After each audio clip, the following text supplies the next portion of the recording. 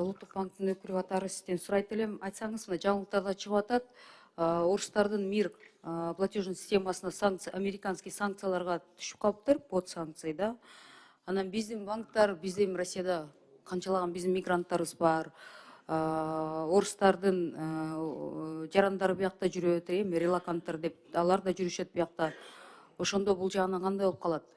Биздин платежный системалар продолжит работать с ними или как? Вы об этом мындай обсуждение болуп атабы, мындай рисктерди эми качандан бери келатат да, уже 2 жылдан бери?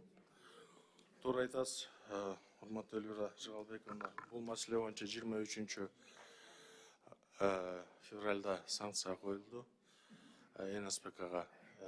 Бүгүнкү күндө биздин комбанктар Россия Федерациясынын комбанктары менен ошондой төлөм системалары менен акча которуу, корчот аркылуу акча которуу жүргүзүлүп аткан.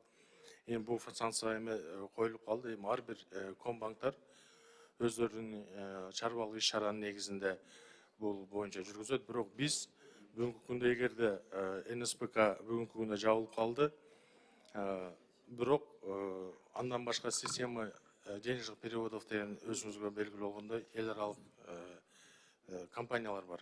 Акча которуу, система денежных переводов. Эми булар комбанктардын жеке иши дегенден мен мындай да, мен ойлойм, жеке иши болбой калат го. Анткени эгер вторичный санкция болсо, ортодо между молотом и наковальней болуп калып, а вдруг еще вот вообще риски, да? Еще дальше это зайдет. Риски есть, да. Мы бүгүнкү күндө как раз азыр биздин башкармалыкта 3-төн кийин правление өткөзөбүз. Бул маселени чогулуш кылабыз. Ошо чогулушта алла дагы сүйлөшкөнбүз.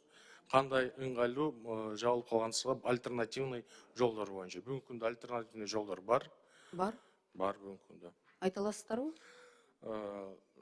Золотая корона аркылуу которулса болот. Бүгүнкү акча дагы 2-3 компаниялар бар эл аралык. Ошол эле орус мамлекетинде без открытия корсчетов они могут перевести денежные средства на территорию Кыргызской Республики. Кроме того, есть коммерческие банки, которые непосредственно на основании договорных отношений к комбанкам Российской Федерации тоже переводят. Например, Сбербанк России, еще Тинькофф. Такие банки есть, которые непосредственно с нашими комбанками без договора и на договорных отношениях они осуществляют эти платежи. Переводы, вернее. Сөз түрдө мен түшүнүп атам да, просто мындай да оор болуп атат да, негизи мен түшүнүп атам да, улуттук банк, коммерческий банктарга аябай оор ситуация оор болуп атат да.